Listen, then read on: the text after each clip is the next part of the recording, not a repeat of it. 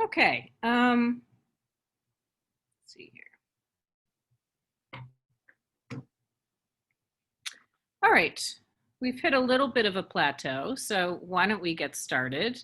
Good evening, everyone. I'm Courtney Morris. I am the chair of the Board of Governors. I want to welcome you to our second community meeting this evening. The next one after this will be our big association meeting in November, when we sort of offer the State of the Union. So tonight, we're just going to give you an update on where we are. We're going to talk about what our goals are, how our committees have shaped up. Andy's going to give you an update on everything related to the school, and we're also going to hear from our honorary board members for the first time. So it's a pretty straightforward agenda, but hopefully it will be informative. The first thing I want to do is establish a quorum. I see all voting members, save for one, here with us. So the quorum is established. The second thing I want to do is simply approve the minutes from our last meeting, which was in August. I'm hoping everyone got a chance to review those. As I said, but of our other minutes, Lena, the board secretary, and I have reviewed them. If you have any comments, can you make them now? Nobody. Okay.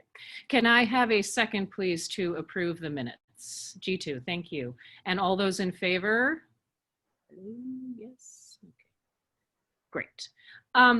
Finally, before I launch into my remarks for tonight, I want to introduce you to the last board member to join us this year, which is, he is our second ambassador representative, Graham Mayer. So I want to turn the mic over to him to just introduce himself briefly, as all of us got to introduce ourselves last month. So Graham, can you just say hi and say who you are? Sure. Thank you very much, Courtney, and good evening, AES community. My name is Graham Mayer. I'm with the U.S. Embassy here in New Delhi, and I'm very honored to have been appointed one of the ambassador's representatives to the board. I'm here in Delhi with my wife, Kim Larson, and our two sons, who are students at AES in grades 6 and 8. And although we're relatively recently arrived in Delhi for this tour, we have served here before. We had 3 wonderful years at AES from 2014 to 2017. And it's such a pleasure to be back and a true honor to be working alongside members of the board in the service of this community that's been such an important part of our lives and that we care so much about. So thank you very much, and I'm looking forward to meeting as many of you as I can in the coming weeks. Thanks, Graham. That's great. Thank you so much for joining us. And so now our board is fully staffed and ready to serve. So with that, I really want to talk about, I want to start by sharing our goals for the year. And I'm assuming it's obvious to all of you, but I will state it, that our number one goal is to see the school through this pandemic and through this crisis as best we can. We want to support students and families and teachers, and we've really come together as a board during this time. We've worked closely with Andy and Nada and the entire leadership team to try to make the best decisions for the school, of course, keeping health and safety as our number one priority.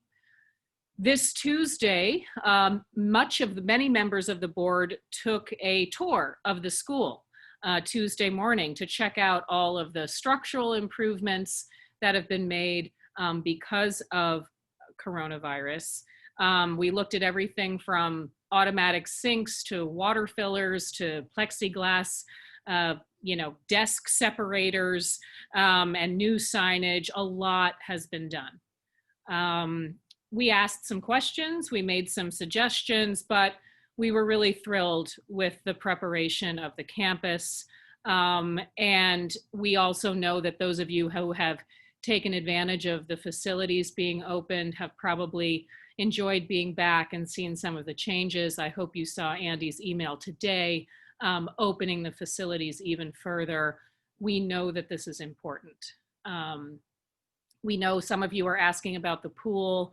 that still needs to stay closed for now. If we can open it, we will. But we don't feel that we can do that at the moment. Of course, we planned this tour in advance of today, which was our day where we were hopeful that we could invite our seniors onto campus to interact with their teachers in accordance with the regulations that were distributed by the national government. That changed, of course, as you know, when the Delhi government imposed new guidelines that said that schools should stay closed for a little while longer. I can tell you no one was more disappointed than Andy and his team and his teachers.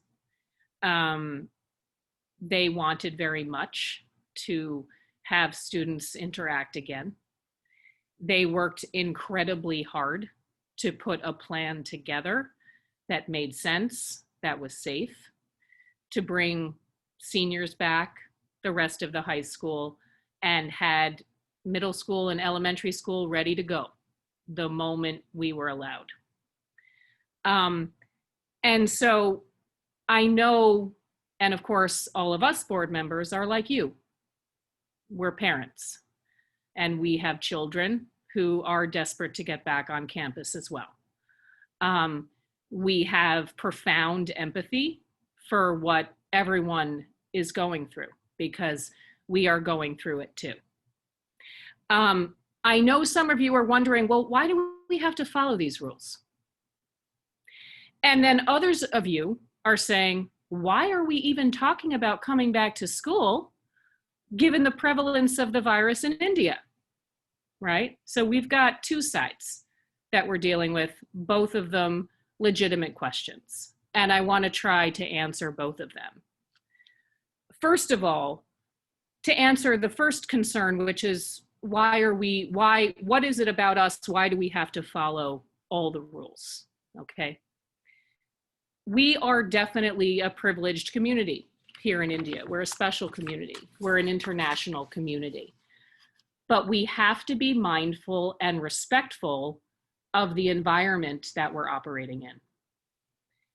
We have to be aware about what's happening around us and pay close attention to the government policies surrounding school closures because of COVID.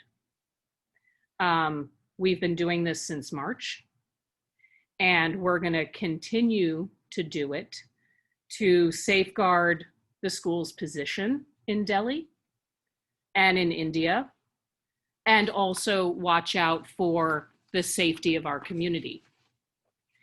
To answer the second question, considering students to come back at all, and frankly, this really boils down to a judgment call. The board and Andy, we have taken information from all sectors, right? Health sectors, education sectors, other international schools, the CDC, the WHO, I mean, every place, an international consultant that we have on health matters. And in order to bring students back to campus when we're allowed to, as you know, you have the choice to send your students to school or not when we are allowed. And because we're offering that choice, we are asking our teachers to provide both online learning and live learning once we can. But the board feels, and I think the leadership feels, that to fulfill our mission, we need to offer live learning when we can. So that is the answer to that question. So the goal is to see us through, to steer the ship, to work together, to collaborate, to get us through this crisis out onto the other side. The second major goal of the board, of course, is to keep our eye on the future. And you heard my explanation last time about what we do. Hey, Courtney. Yeah. If you could pull your paper away from the computer, it's Oh, right sorry. microphone, and we can't quite hear you very well. Oh, okay. So we hear your voice. I won't repeat myself. I hope you guys heard Okay. basically what I said. Yeah, no, you're fine. I'm going to move on to the second goal, which is thinking about the future, which is really what the board is supposed to be doing. Okay. And we have spent a great deal of time, as you know, mapping out the future of the school over the past couple of years. And before the pandemic hit, we were in the middle of a lot of important work. And we want to continue that work for the future health of the school. So under that overarching goal of keeping our eye on the future, we want to deliver outstanding learning. How do we do that? Well, frankly, it is incumbent upon us to think about what education looks like now, after COVID, right? We want to be a part of that conversation. We don't create curriculum, right? We don't craft what happens in the schoolroom, but we are tasked with thinking about how does AES adapt to the new educational environment, to an overwhelmingly digital environment. What are we going to do about that? How do we innovate and adapt for changing times? So the board is going to be thinking about that this year. And when we think about innovation and adaptation, we have to make sure that our finances are healthy and in a good place to resource the programming that we're talking about. So that long-term financial planning, that long-term financial health is crucial. It helps us manage risk. And along with that, we want to stay in compliance with local rules. So that is always on the board's mind, but something that's particularly important this year. And finally, we want to think about institutional strength and how are we interpreting it this year? As the board, we're trying to kind of look in on ourselves. Okay, we are trying to regularly evaluate our own performance. We are going to engage in some governance training this fall. And we're going to look really hard at our board's composition. Do we have enough people to do the work we want to do? That's the primary question. So that seems like a lot. It's not.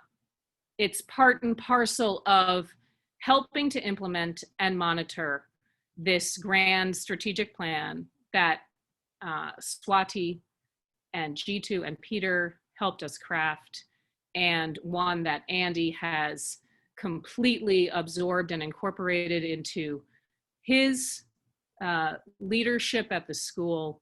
And so this is our ultimate goal and our ultimate responsibility to keep AES on track for the future. So part of that work is going to be done in our committees. Committees are incredibly important to the board. And what I want to do is say first, thank you to all of our volunteers, faculty, and parents who are joining our committees. Our committees are complete. They have a great mix of association members, great talent and insight. And so from now, these committees are going to go forth and execute their goals. So I'd like you to hear from 3 of our committee chairs, our Environment Facilities Committee chair first, then our Finance Committee, and then our Policy Committee. So Lena, why don't you take it away and talk about Environment and Facilities. Thank you, Courtney. Good evening, everyone. My name is Lena Winyi, and I am the chair of the Environment and Facilities Committee this year. A quick thank you also to the members who raised up their hand when the call was made for volunteers to join us. We are very glad to be working with you. The purpose of the Environment and Facilities Committee is really to evaluate and explore options to address issues dealing with environment and facilities at the school, and that encompasses air quality, building, and renovation projects. The main goal, we have 2 goals this year. One of them is going to be the master plan. As some of you may be aware, AES initiated this process last year. We are going to continue our contribution to that process while ensuring that we are being as environmentally responsible as we can be in the process of reimagining our campus. Several of you are going to be a part of it. It's going to be all encompassing. So that's going to be a major focus for the first part of the year. Following on to that will be really a review of our approaches towards COVID measures through the environmental lens, towards COVID measures. We shall review our 5-year capital improvement plan and our approaches around air quality, water, and energy conservation. Thank you. Back to you, Courtney. Great. Let's just move on to Sarah. And after Sarah, we'll go straight to Adele. Thanks. I'll jump in. I'm Sarah Cook, and for those who are new, I have 3 kids at AES, and this is my 3rd year on the board and 3rd year as treasurer. I'm also chair of the finance committee, and so I'm going to start tonight by just giving a brief overview of what we do in the finance committee. This is a closed committee, and our director, our deputy director, our CPA accountant, our director of business and operations, all serve on this committee, as well as myself, our board chair, and 2 board members, Edgar Kagan, who's our ambassador's rep, one of our ambassador's reps, and then Swati Vasudevan. So I'm thankful to all of them for the time that they put in on this important committee. We are responsible for ensuring the short and long-term financial sustainability of the school. We develop and propose policies relating to financial and business operations of AES. We're also responsible for the oversight and supervision of the administration's management of the school's resources and its adherence to our policies. Underneath the finance committee is the audit committee. It's a subcommittee of the finance committee. And I just want to say our vice chair, Peter Ree, has to be away on business tonight. He could not be here, but he has stepped up and is chairing the audit committee and doing some wonderful things to make that even more robust this year. So he will present the goals for that committee at the next community board meeting next month. In the finance committee, we do the business as usual things for this year. It's always preparing the operating budget and the capital budget, including our schedule of fees. We prepare the multi-year capital budget based on the master plan.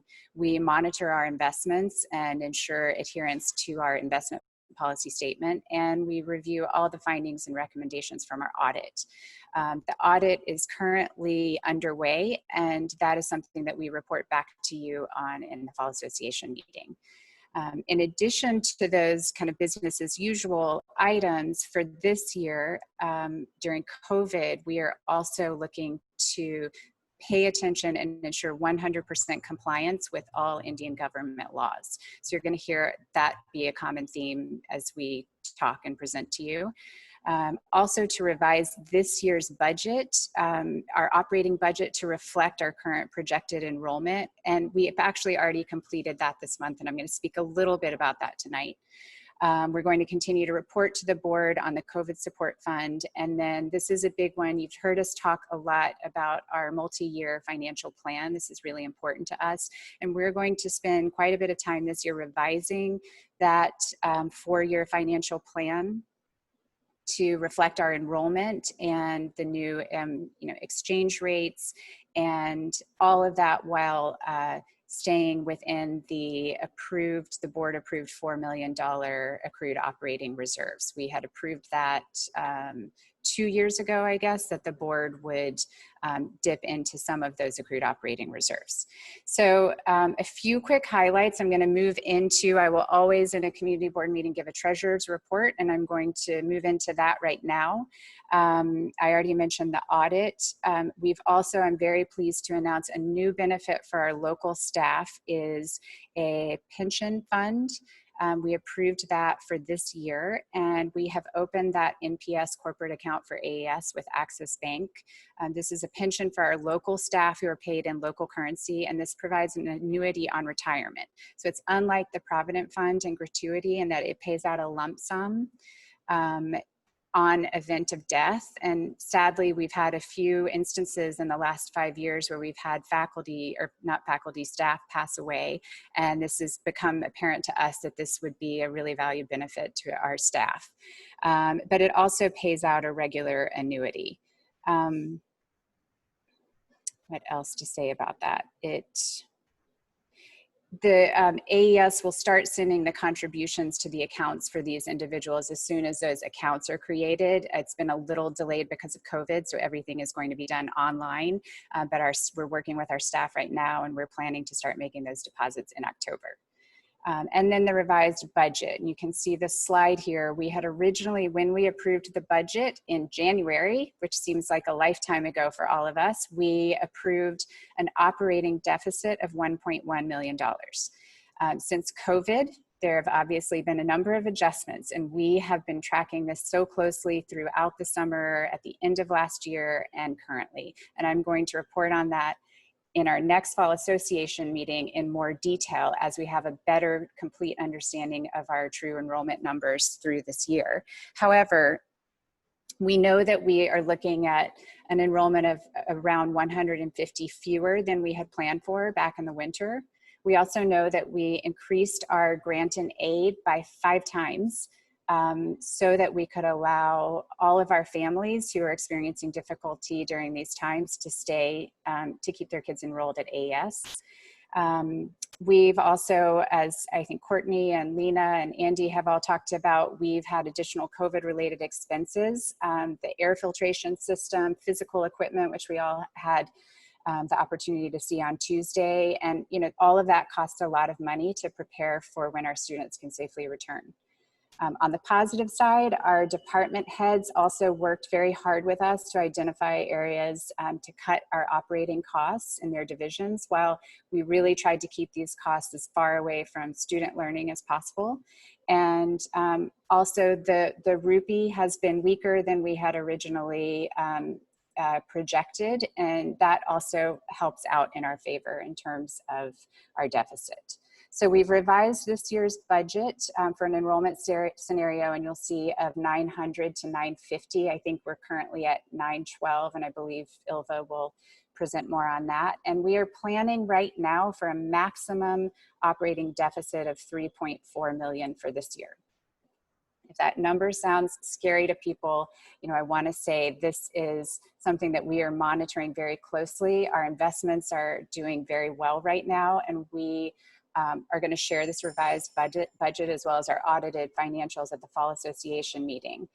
In the meantime, we're fortunate that we have accrued operating reserves, and that we've been able to protect our faculty positions, unlike a lot of international schools. So we feel really thankful for that. And I'll say the FC, the Finance Committee, hears our faculty's request for transparency as we begin preparing our next year's budget, and we will do our best to share information with you as quickly as we can and be as transparent as possible in that process. My last comment for the night is that we do have a small percentage of our families whose children are in school, but they have not yet paid their tuition. And this year we have not followed as closely our policies and our late fee schedule, and we have tried to work with all families. Our Director of Business of Operations just sent emails to those who have not yet paid tuition in full this week. And the deadline for payment is September 30th. If we do not receive your payment by September 30th, then we will assess a 10% late payment fee, which is our policy. And then if we have not received, that's backdated to August 4th. If we have not received a payment by October 15th, then your Power School access will be withdrawn.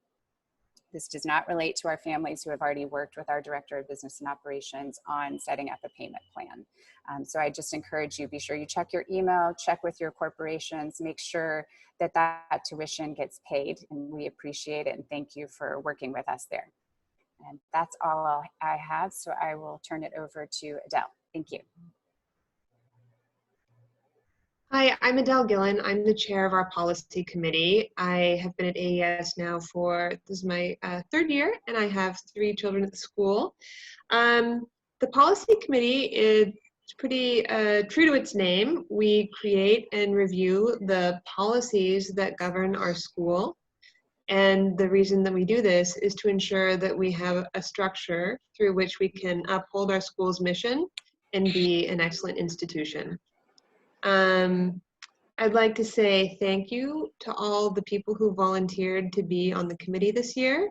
We are board members, faculty, administration, and parents.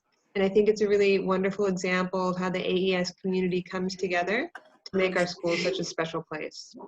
So we will be working primarily on making sure that we have in place up-to-date and comprehensive policies to deal with the kinds of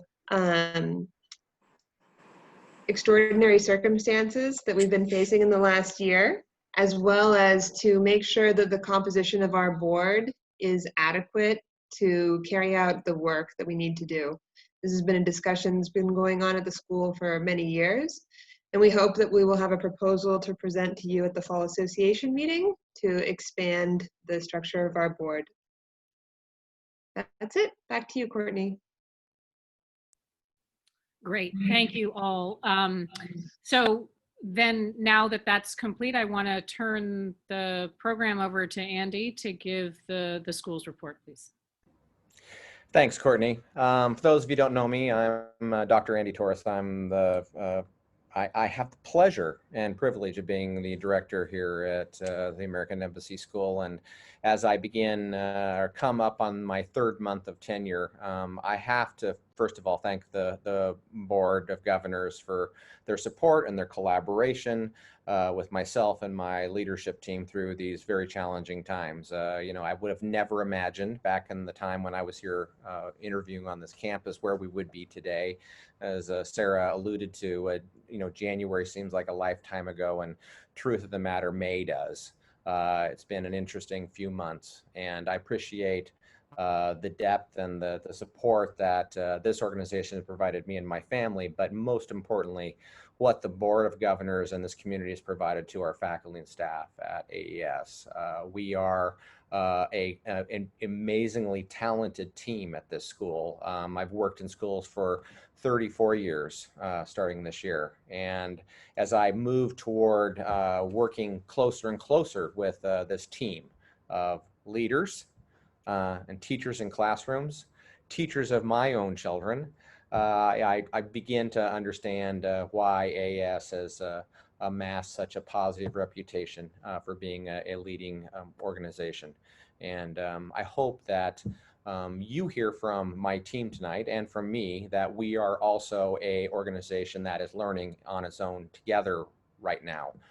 We are an organization that is seeking to develop and iterate our programs in these very, very interesting times. And I don't think you'd talk to an educator around the world who would tell you that they had ever expected to be teaching in the way we are right now. And I'm so proud of the leaders and the teachers in the classrooms who are trying to figure out ways to innovate and deliver unique and engaging lessons for our students who range in age from the very, very little, the 4-year-olds, all the way up to the 7 and 18-year-olds on our campus in our programs. Courtney spoke for me already, and I appreciated her noting. We were, I guess the wind was taking a little bit out of our sails about not having our students on campus this week. We wanted to see our kids. I participated in a webinar or a Zoom call with our seniors yesterday with Mr. Saeed and his leadership team. And I was part of that conversation that he was having with them around plans for coming back, what it would look like when they arrived on campus, but also what we will continue to do to support them as they move forward. And for those of you that heard me speak when I was on campus interviewing last year, I think you heard from me that student voice is very, very important in my world. And it is important at AES, and the work that Iftikhar and Anthea and Charles are doing in the classrooms is with an ear to the ground around student need and student desire. I've always I've always been very impressed with the focus that our students have on their future and on their education, and the importance that they hold personally about that. And our teachers continue to bring that out in our kids. I share this slide basically to reinforce the idea of what Courtney said. We had a pleasure of having the board members on campus yesterday or on Tuesday, and did a tour with them and showed them around, showed what the amazing FMO team, our facilities management and operations team, did to build our campus up to be prepared for students on campus, for families on campus, for faculty on campus, to do our very, very best to mitigate the concerns that this virus is causing all of us. And you know, it's part of a process that we have gone through in looking at and gaining the best possible advice from International SOS and from the very kind gift of time and expertise from our CDC experts here in Delhi as well. Nada was here all summer. I had the pleasure of leading this school from afar for a very, very long time, having arrived the very last week of August. But Dr. Collins, Mr. Saeed, large variety of other people who were on this campus all through the summer helped the school to prepare, and we stand ready to greet the children as they come on to campus. Our initial survey, and I'm giving you some pretty high level numbers today, but I will address the numbers tomorrow specifically in our My Tiger Tales report to all of you, shows us that about 65% or around that approximately of our high school students were ready to come to campus in the next several weeks. They had noted that, and their parents had said, fine, we want you to come to campus. Another spare few, probably 10 to 15% of our parents and their and students said they would be ready to come in a little while, but they wanted to wait a little bit. So we're looking at approximately an 80 to 82% confirmation of attendance over a period of time at our high school level, but 65% initially is the number that is our high level math on the back of a napkin that we have. But I will give you those specific numbers in the Tiger's Tales tomorrow. But Iftikhar and his team will continue to do that, and we will continue to monitor consistently and always official announcements. And I'm going to work with my leadership team, with Dr. Collins, with with the guide of the Board of Governors on our next steps to look for an opportunity to get both our high school and we also hope our middle school and elementary. Before I turn it over to the rest of my team, I want to address one common question that I'm getting consistently from many parents, and that is, so who decided the high school first? Why is that the question? It seems to me the youngest children are the ones who are the highest need. And why is that? And I go back to what Courtney said. We are bound, and with the decision of the leadership team and the Board of Governors, we are bound to follow the guidance of the government of India. And that says that we will start with a high school. We would and have had multiple iterations of plans around bringing children back to our campus, including starting with the elementary school or in phases across the K-12 spectrum as well. So rest assured, we've done our research. We've done a lot of looking at other schools, looking at models of educational delivery with the guidance of our independent third parties for safety and security, but also for educational delivery. We are fortunate to have access to some amazing outside consultants through our Office of Teaching and Learning. Our teachers have been guided by amazing consultants from around the world, and we have amazing depth of expertise inside of the school itself. And I don't understate again, this school is rich in resources both financially, facilities-wise, but also intellectually. The experience and depth of these educators is quite stunning. And I hope that, and I can't state enough as a fairly new person still to this organization, that you understand that our teachers in our classrooms, our professionals, are doing the best they can for your students every day, and they're dedicated to their success. As I move forward, I'm going to turn this over to our divisional principals, and then through some of our other leadership team members and through. So, and principals and everybody else, please let me know, and I will press the, make a beep sound, and I'll press the button to go to the next slide. Okay, Charles, you're up first, though.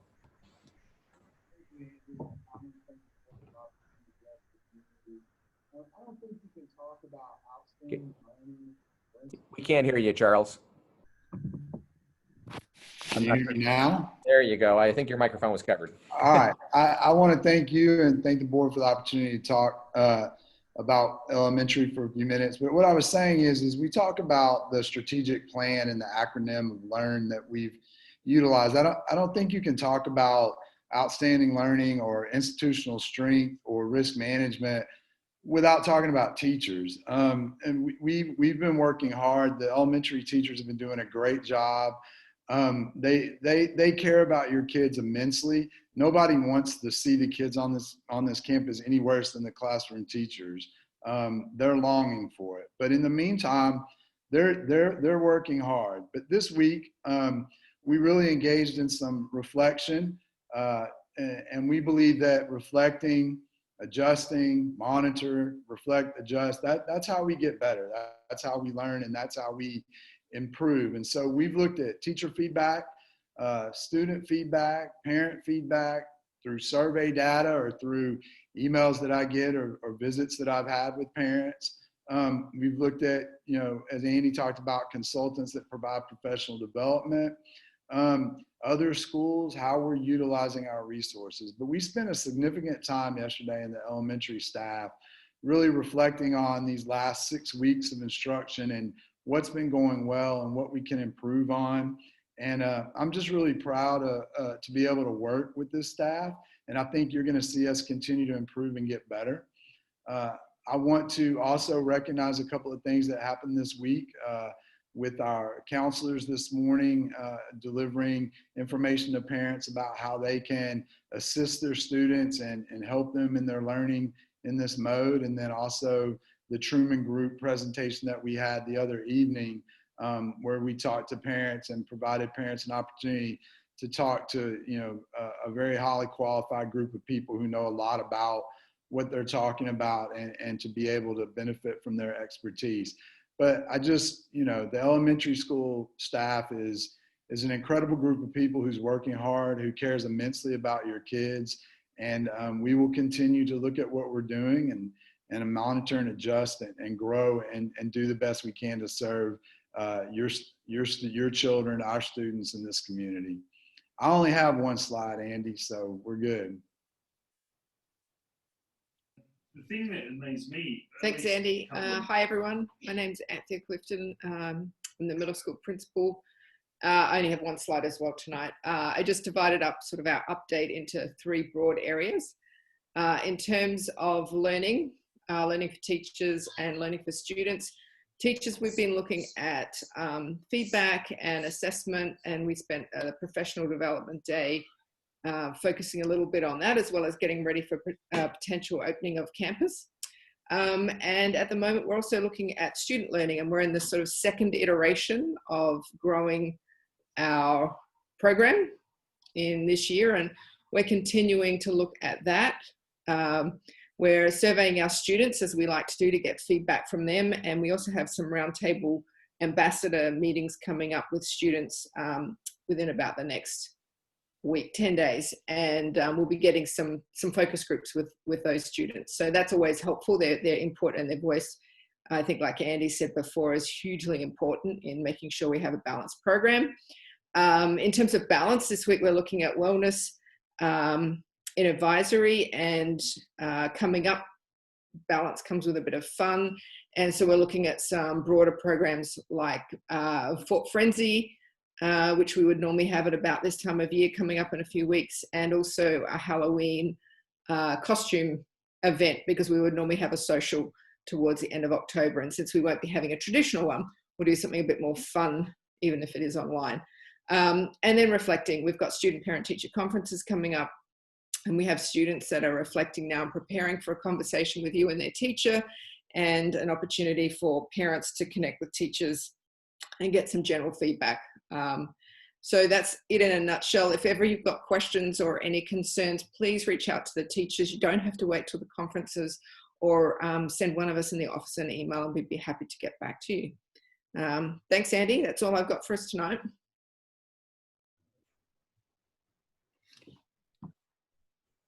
Okay, high school. Hi, everyone. Looks like we have 87 attendance right now. It must be some kind of a record for our board meeting. So thanks for everyone. Thanks to everyone to joining us this evening. Few updates on the high school end. There are some bullet points that I have on the slide that you can read, but I'm going to talk about a bit details of our week this week. Most of our high school teachers actually came for the first time back to their classrooms and their offices, and have taught full online, but from their place of work. And that was a lot of laughter and camaraderie that you could see in the hallways and the classroom and the office space in the high school buildings. This Wednesday, which was yesterday, we actually planned to do some simulation with our teachers. And I give a shout out to Darwin Keach, our assistant principal in high school, Amanda DeCardi, our tech coordinator in high school, and Teresa Jelming, our IB AP coordinator.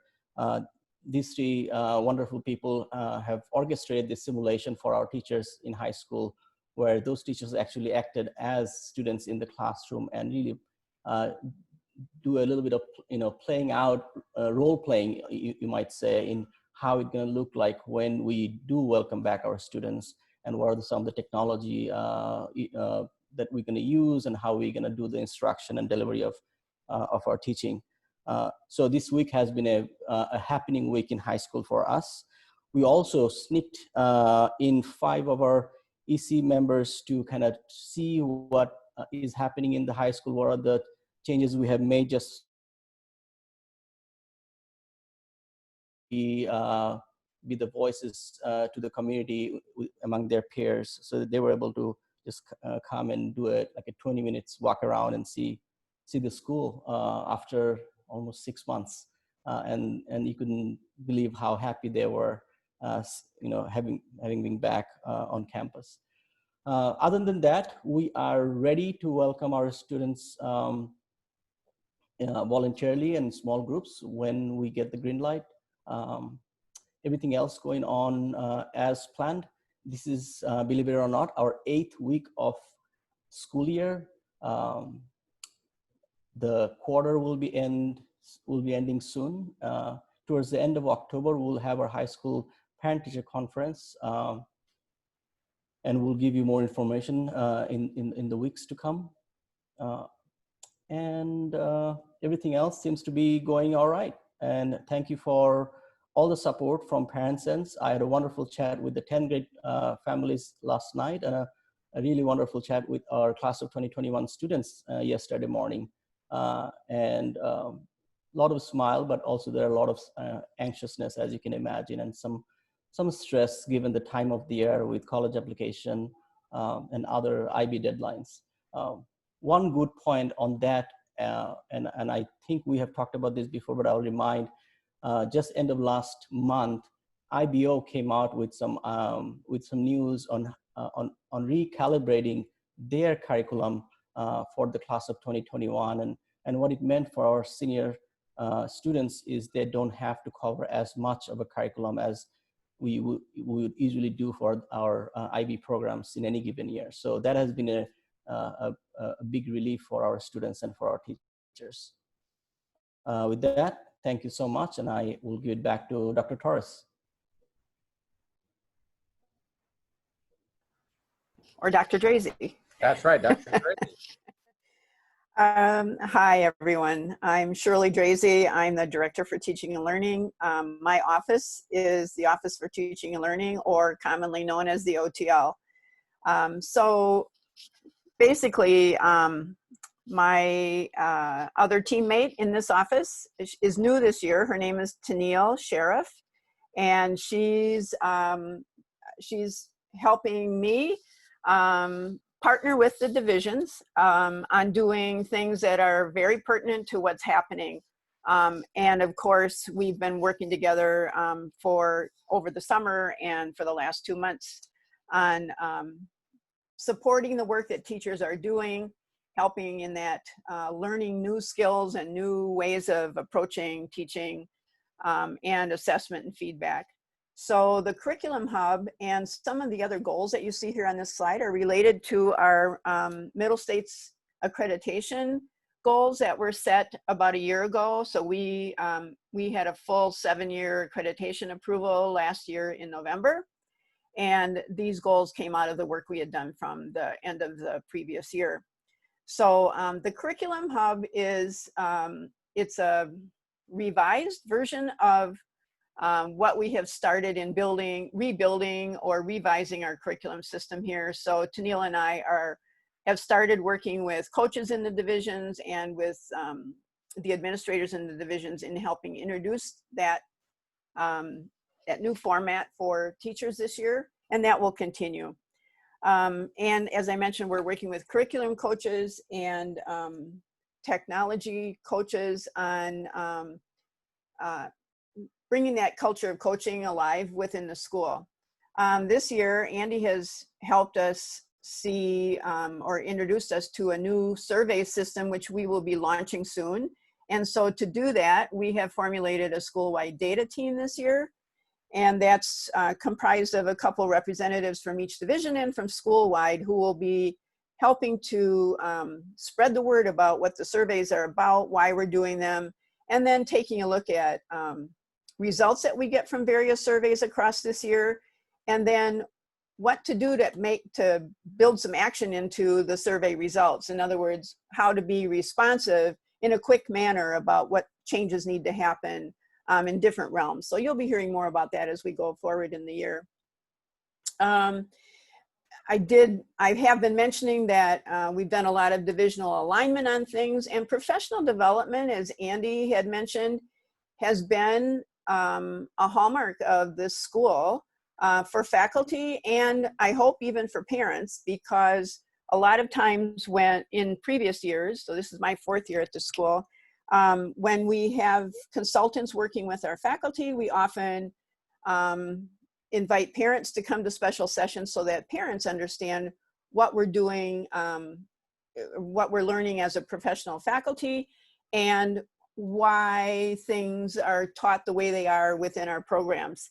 So this year, there have been some special parent sessions that some of you have maybe participated in the last few weeks. We know the research and the leading organizations tell us how important social emotional learning and support for children is in the online environment. And we also know from the mental health professionals that we're working with that the adults in the organization, meaning the faculty and the parents, also need that kind of support. So hopefully many of you were at sessions that we've had with Sean Truman or with Josephine Kim recently, and or have been part of the our regional office, NISA, has been offering parents as partners that, and all of these things will continue throughout the year. We will be offering some other sessions for parents. So be watching Tiger Tales and other announcements that we send out. And as much as we can, we record or videotape whatever sessions we have so that you can access them later if you're not able to attend or if you want to listen to them again. And of course, my office too is working with all the divisions on planning for hybrid, and we're all highly involved in looking at health and safety precautions as we move forward towards opening campus. So I really look forward to seeing you all when we're all back on campus and or at webinars that we offer. Thank you.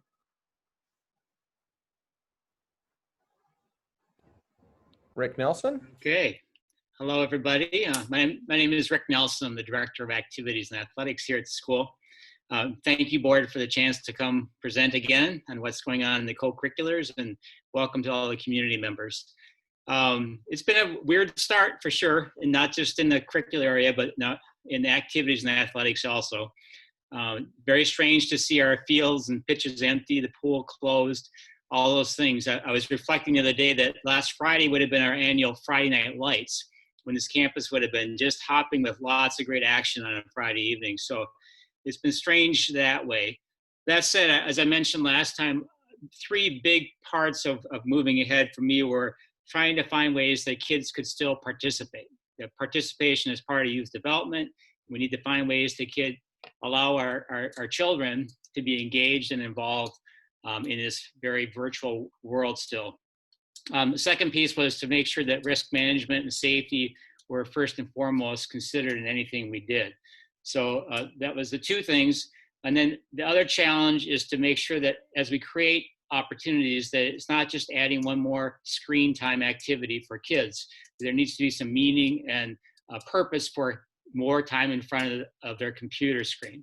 So those are the challenges. But that said, I've had some great beginnings for a lot of our instructors and faculty and staff who've stepped forward to start offering a number of really wonderful activities. And I've had a chance to kind of bop in on some of those sessions time to time to see what they're doing. It is exciting. There's not the stress of a classroom curriculum. It's just fun, right? It's engaging. It's learning a new skill and becoming better. So this is some of the data that's coming out of the elementary school with our IPOP program. We ran our first session. We're just finishing up our first session. We'll have session 2 coming up in October. An opportunity for some kids to have that one thing to look forward to during the week that's not just class. And I think they're enjoying it. We're seeing the same in our middle school with our after-school activities. A lot of kids engaged, involved with above and beyond the classroom, even on the online. 3 of the areas I'm really excited about are with our partners in Chennai and Mumbai with our ASIAC Association. With those schools, we were not able to run soccer this fall. We were scheduled for that, and we're not able to do basketball or table tennis in December. But we are trying to do the best we can with some online opportunities, and 3 of them have emerged. One is an esports program that we're actually, Mr. Hoyseth is running his Rocket League esports program, and we have a lot of kids involved with that because they love the gaming on the computers. But they're going to be doing it with the other schools, which is the exciting part. We're also doing it with academic games, which traditionally is our high school program in MESAC. We're doing that now with our middle school, and they're going to have an ASIAC academic games tournament in December. So our teams are just starting to prepare for that. And then a really exciting one, a collaborative piece, is to invite our middle school students to come together, all 3 schools, around leadership, what leadership means to them, and where they can take that within our school or community. We have our first seminar with all 3 schools and kids participating this Saturday. Chennai, our school, American International School of Chennai, is hosting that event. We have a team of our students who will join in with other of their peers and talk about leadership and explore that as a topic. In the high school, we ran a very successful mela for our activities, which includes all our clubs, honor societies, service programs. And we had a lot of kids sign up for that and getting engaged. And some of those have gotten going. Some will be starting up as we move through the fall. But again, it just shows the interest that kids have above and beyond that normal curriculum. The one I've been really involved with quite a bit with our MESAC partners, which are 6 schools within the UAE, up in Dubai and Abu Dhabi, in Oman, in Doha. We've unable to travel, unable to host big events, but we're running for the first time a virtual academic games program with 6 schools involved. And all of our schools have recruited and now trained all their junior varsity and varsity teams. And next Monday, we're running our first virtual dual meet scrimmages. It will be a 6-week season for us in MESAC, where our school will be competing against another MESAC school each week. And then we're going to culminate in early November with our MESAC Academic Games tournament. So it's a whole new world. It looks very different, but the kids are engaged and involved. And I was on a training last week with our high school kids, and it was really fun to watch them in this world kind of competing against each other, trying this out. We got some really smart kids, by the way, but it was fun to watch that. The other piece of the puzzle is what do we do beyond this first semester? And so my partners within MESAC and ASIAC, we meet weekly. We're discussing options. Every country, every government ministry, every a school has different regulations they're having to deal with. But we're creatively coming up with new ways to move forward. no matter what second semester. We have in place for sure 3 seasons with virtual activities in MESAC. So if we can't travel, if we can't do some activities, at least we'll have some that they can do collaboratively with other schools. So that's just a snapshot of what we're doing. We're learning every day. It's it's very humbling to go through this, all of us. And what we thought we knew, we don't know very well. We found, but we're learning every day new things. So it's been some great teamwork, not only in our school with our faculty and staff, but also with some wonderful colleagues and schools that we work with. So thank you for your support, your patience. We want it, like I said, we want to do it right. We want to do it safe. We want to keep our risk levels down so we can do it right. So thanks again. All right, I'll just step in here. First, want to just start off by saying, as a new member to the AES community, it's a great honor to have the opportunity to present. So thank you, Board of Governors, for that. And I am David Landis. I am the new Director of Student Support Services here at AES. And I'm going to tell you a little bit about the amazing work that our Student Support Services teams are doing across all 3 divisions of this school. You know, I've been in education for almost 30 years, and I can say that the level of commitment and hard work that the AES faculty exhibit, it truly is breathtaking. It's a true inspiration to me. So in this connected campus approach, we are doing a lot of one-on-one sessions in learning support, EAL, and counseling departments. And we are coordinating push-in and co-teaching, co-planning sessions as well. And, you know, I think it goes without saying that the main focus for us as educators right now, we're continuing to worry about and be very concerned about the well-being of our students. That is a major focus during online learning. We know these are difficult times for children at home going to school. I want to talk a little bit about the 3 areas I oversee. That's the English as an additional language, learning support, and counseling team. In EAL, we've been working on vertical alignment of program throughout the school, looking at the different branches of EAL services we provide, beginner programs, immersion programs, to make sure that they are well coordinated across the entire institution.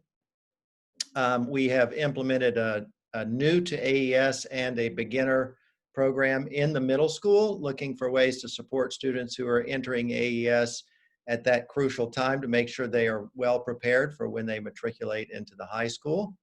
I'm really excited. Tomorrow morning in the elementary school, the EAL team has put together a presentation. We're going to do a parent coffee to help educate the elementary school parents of EAL students about our programs and the strategies that we're using. In learning support, we have been able to assess some students on campus individually with Katie Tesro, our school psychologist, and that's been really helpful as we're trying to decide the proper placement and strategies to support students who might struggle in our program. We have student support teams, which comprise those individuals who serve as case managers within the learning support system. Those are functioning in all 3 divisions. They're very collaborative teams that work to figure out what resources we have here at AES and how we can best support those students who most need it. And we are starting to run pretty regular child study teams. These are moments where we bring together faculty who work with particular students to support them and make sure that we have the data and information that we need on particular students to craft individual education plans in a way that makes sense for our school. We've been focusing a lot in learning support on defining the case manager role and making sure that that is clear and that those individuals are really empowered to do everything on a student's behalf. And I'm really excited about the way that the Learning Hub in the middle school has really taken off. I think that's a really successful initiative led by a group of learning support teachers in our middle school. In the counseling team, we have had a major focus recently on the Faculty Wellness Initiative. We led a session during our professional development day recently with all faculty that was a great success. The entire counseling team continues to meet and to brainstorm and look for ways to make sure that we are supporting our faculty so that they can really be 100% as they work with your children. I'm really excited. Shirley mentioned this partnership with the Truman Group. Our counselors are going to be meeting with members of the Truman Group in a consulting fashion moving forward. I think that's going to be a great support to them and continue to elevate the counseling team's efforts within the school. And then finally, we are working very diligently on parental support programs in all 3 divisions. Just this morning in the elementary school, our elementary school counselors led a fabulous session on tips and suggestions for parents working at home to support their children in a school setting in the house, which is probably something that many parents never imagined they would be doing. So that's an overview of Student Support Services and the work we've been doing in these first few weeks. I couldn't be more excited to be part of this team. Thank you for the opportunity to share. Turn it back over to you, Andy. Hi, I'm just going to jump in for 1 minute and say I realize it's 6 o'clock, but we do have a few more important pieces to share with you. Enrollment has just popped up, and we also want to hear from our honorary board members and, of course, take your questions. What I would encourage you to do now is if you have any questions, please do write them in the Q&A box now so that we can start answering them. Okay, so bear with us and stick with us because we have some more information to impart. Thanks. Thank you, Courtney. I will be brief. My name is Ylva Kovacs, and I'm the Director of Admissions at AES. This is my 3rd year, and I was very fortunate to have my son graduate from AES last May.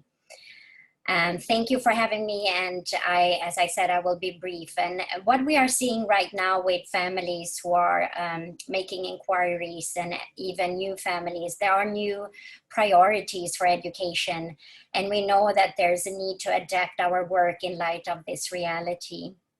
The desire to be safe, yet together as a community is evident. There is that uncertainty and risk, but there's also hope and excitement, and I'm looking forward to post-COVID. Next slide. Our enrollment situation continues to be volatile, and we are cautiously optimistic about our numbers in the next 1 to 2 years. There's been a 24% decrease in applications received compared to last year, and we are not sure how that will affect our enrollment in the future if this continues to be a decline. Also, the admissions is in the midst of reinventing our transition program to support new families. It's been difficult.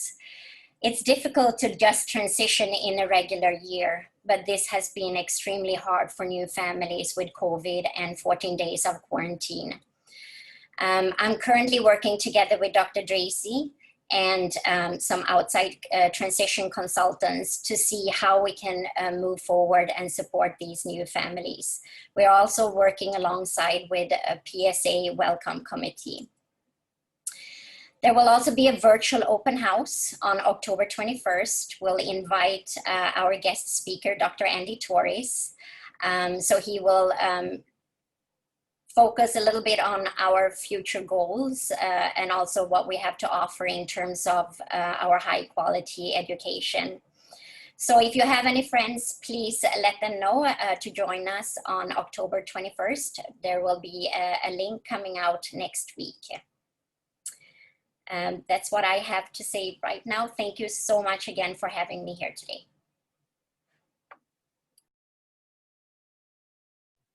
Is it back to me now? Great. So the last part of our program tonight is very important.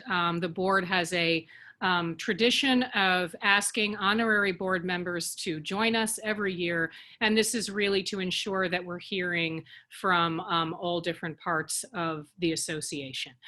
We have returning our 3 faculty representatives who were with us last year, but we have a new PSA representative.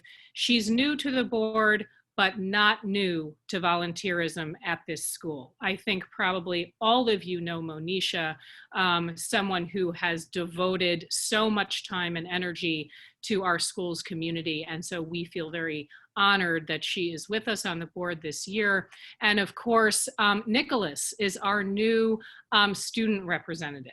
So we are looking forward to hearing from them. They have all submitted reports. Those reports will be available with our minutes and other materials we typically publish from the community meetings. So I would ask the honorary board members who are speaking tonight to simply summarize your reports and let us know what you're up to, and then we will turn to final Q&A. Megan, would you please start? And then after Megan, Monisha, you can jump in. And after Monisha, Nicholas, why don't you finish up with your thoughts for us? Thanks. Sure. Hi, my name is Megan Vosk, and I'm the faculty rep this year. I also teach grade 7 EAL in the middle school. I'm happy to be here representing the faculty perspective tonight. And I think that a lot of the things that we've heard from people already kind of echo the sentiments of the faculty. The first being that everyone in the community is working extraordinarily hard right now and trying to upskill to kind of meet the challenges of this really unique circumstance. I guess it's kind of a once in a lifetime opportunity to be a part of history here, but it's also very stressful. And so I think that opportunities for wellness have been so crucial to faculty morale. I might be the fourth person here to mention how wonderful it was to hear from Sean Truman, and that the school has the partnership with Sean Truman has really been beneficial for faculty. I think a recent workshop that he did there was over 60 faculty members in attendance. So these types of wellness opportunities are really appreciated by staff, along with the PD opportunity a couple Mondays ago that somebody mentioned, where we had a time to meditate together and do a wellness wheel activity, and that same activity trickled down to the middle school advisory program. So these kinds of things are what's most important. Faculty is also really appreciative of the 3-day weekends, because those have been a really nice time to rest and recharge and to kind of get away from the screen for a little bit, because as everyone knows, sitting in front of Zoom calls all day can be very tiring. So I think just as a faculty rep, I'd like to say that the more we can kind of support each other as a community, the better it will be for everybody. And that moving forward, I know Sarah mentioned a little bit about the budget decisions coming up in November. Ilva talked a little bit about enrollment. And these two topics are also on the members of the faculty's minds, because this affects things like staffing and budgetary concerns also tie into faculty concerns. So moving forward, I think the faculty just asks for continued transparency, speed of communication when it comes to decision making, honesty as much as possible, really trying to make decisions with compassion and putting people first, and thinking about faculty members as people with families and who are really tied to this community as a lifeline. So I think that pretty much sums it up, and thank you for the opportunity to be here today and to speak for the faculty.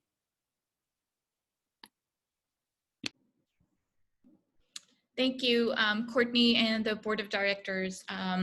Thank you for always giving the PSA representation at your meetings. Hello, everyone. My name is Monisha Ramani, and this is our family's 7th year at AES. My daughter Anya is now in 6th grade. I've been a member of the Parent-Student Association for the past 4 years in various roles, and this year I'm honored to be your PSA chair.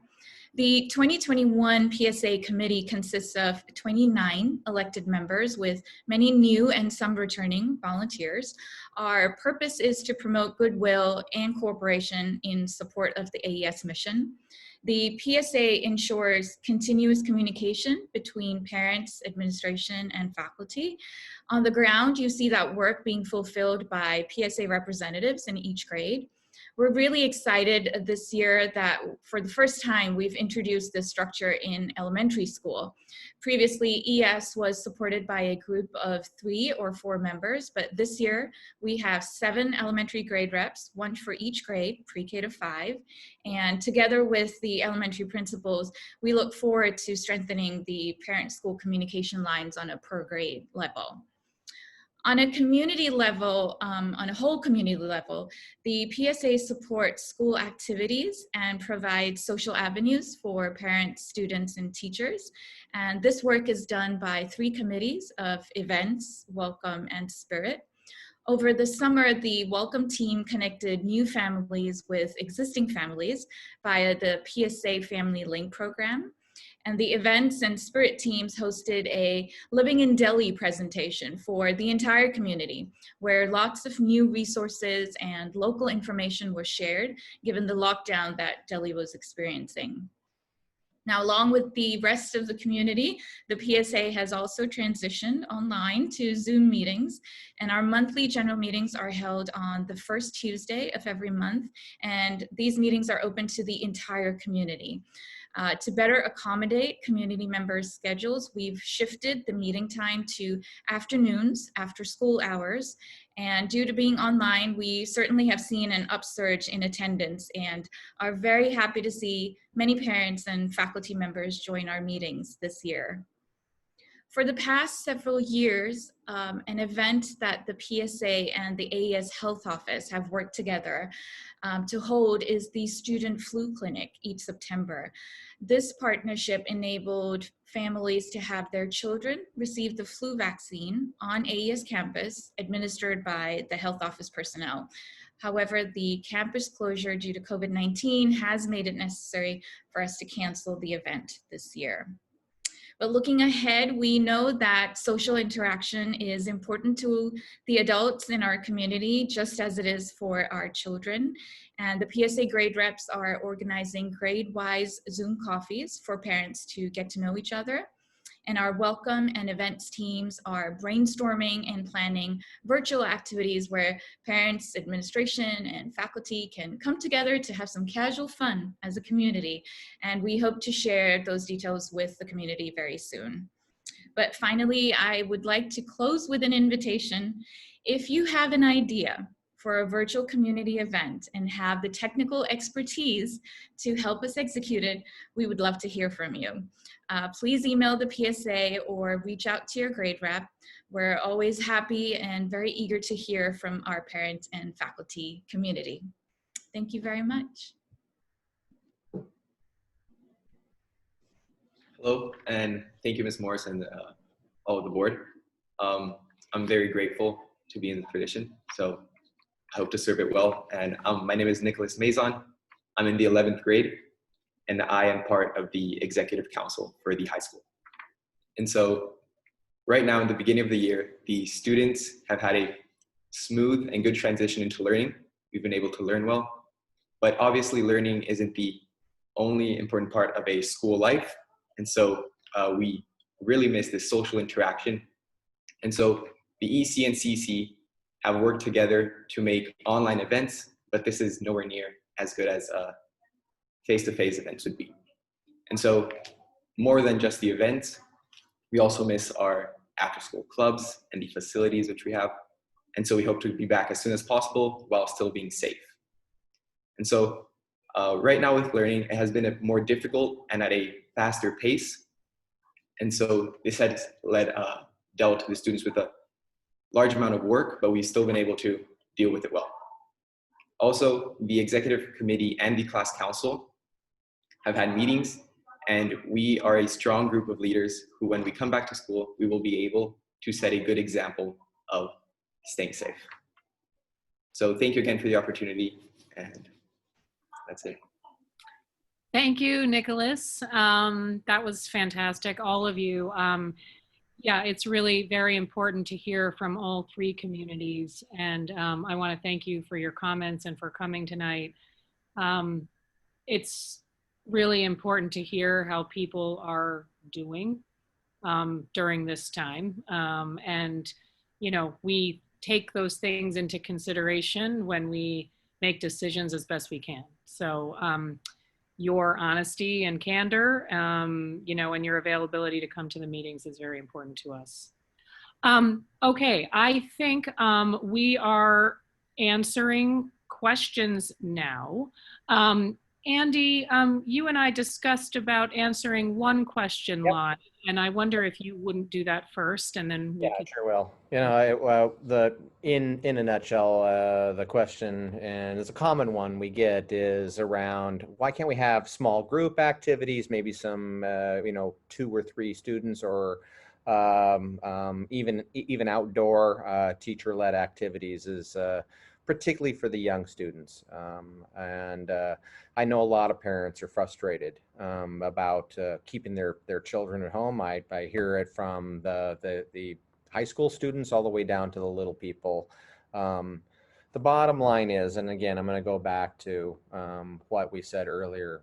The guidelines state that student activities led by the school on the campus are really not going to be able to not happen at this point. We're not able to do that under the guidelines from the MHA and the local DELIA local regulations.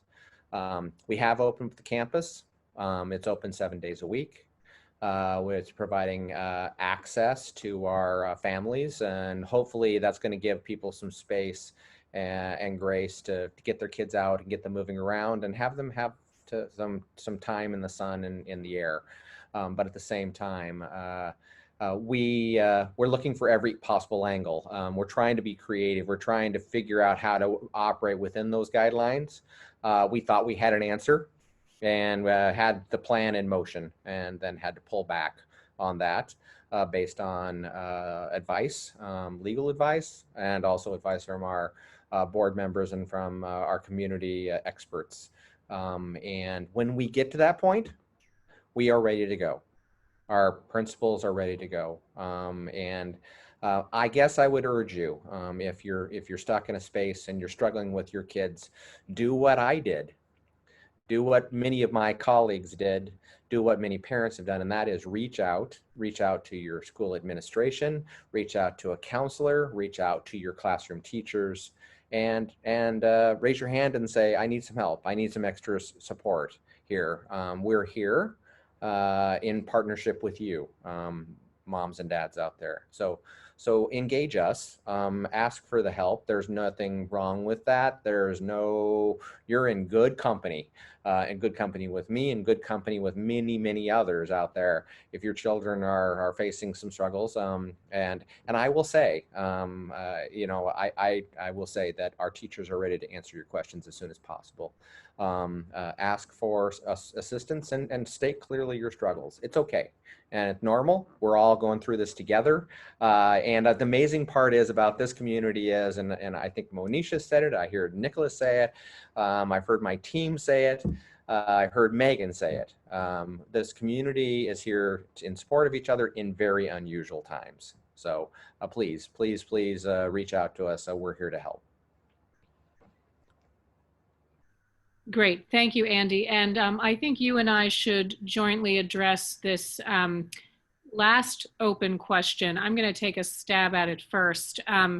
Thank you, Mark. And I think what you're doing, at least in the beginning, is echoing Adi's frustrations, which Andy just spoke to, and that morale is huge, and feeling okay in a period that seems fundamentally not okay. And so it's something that we're all struggling with. I do want to address the issue of AES autonomy to make decisions. Certainly we are an international school, and we are offering a primarily American, but infused with international curriculum. We obviously offer the IB. So in terms of the educational program that we offer, we do have some autonomy. But we are very much an institution that is based in Delhi, is based in India. We, like I said in my opening remarks, we have to be mindful and respectful of what we're being asked to do and what other schools are being asked to do. I want to assure you that we prod and we poke and we ask questions about, the parameters in which we need to operate. But I think we can all agree that this period, that COVID, is something that is forcing us to be very careful about how we proceed. How we proceed differently from how the rest of the schools in Delhi are proceeding. Those decisions are made because there's risk in mind.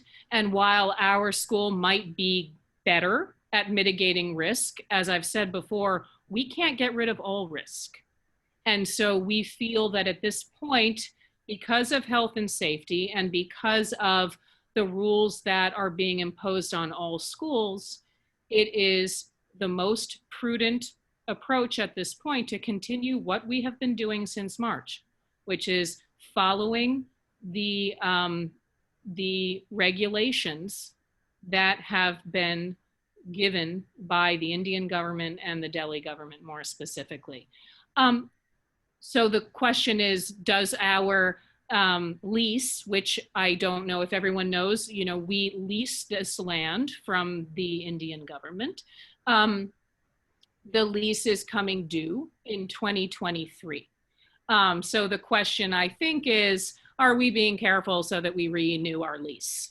The answer to that is pretty simply no. Yes, we have a lease to renew, but our relationship with the Indian government and the US Embassy's relationship with the Indian government is bigger than that and has a lot of elements and facets. And so we are making these decisions specifically for the time that we are in. And we are, you know, taking advice from lawyers, from the diplomatic community, and from other schools. So this is decision making that is not, it's not singular. It's not in a vacuum. Okay, it's decision making that's where we're touching lots of different communities to make the right decision. And we feel at this point, this is the right decision. But thank you for your question and for supporting, you know, Adi in her very important question. So with that, I'm gonna hand it over to Andy and see if you have anything else you wanna add to that. I think you stated that very well, Courtney. I mean, at the end of the day, I've met with many individual parents here face to face in my office, obviously at a distance, but I have a nice big office with lots of space, and I'm happy to sit down and speak with individuals if they're interested in coming in, if they're interested in speaking about their children's issues, or if they just want to have answers to kind of larger school questions. I'm happy to do that. I'm also willing to get on calls and greet with people as well. That's part of my pleasure in leading this school. In closing, Courtney, tonight from my side, I want to thank my team for their comprehensive report tonight and filling us in all the activities that we're doing and trying to meet the needs of our students across our very large, diverse organization. And I want to thank, again, the Board of Governors for their support and guidance and partnership and collaboration in moving through this very unusual time. So I'll turn it over to you to sign out, Courtney. Great. Thank you so much. Thank you to board and leadership team for being here tonight. As always, I want to open the floor before we close to the board to see if anybody has any comments that they would like to make before we sign off for the evening. Anybody? Okay. You can always do it next time. Thank you, everyone, for joining us, for staying with us a little late. I know Zoom fatigue is a very real thing. Have a wonderful weekend. Please stay safe. And we will continue to be in touch, as will Andy, and we will see you all in this forum in November. Thanks. Good night.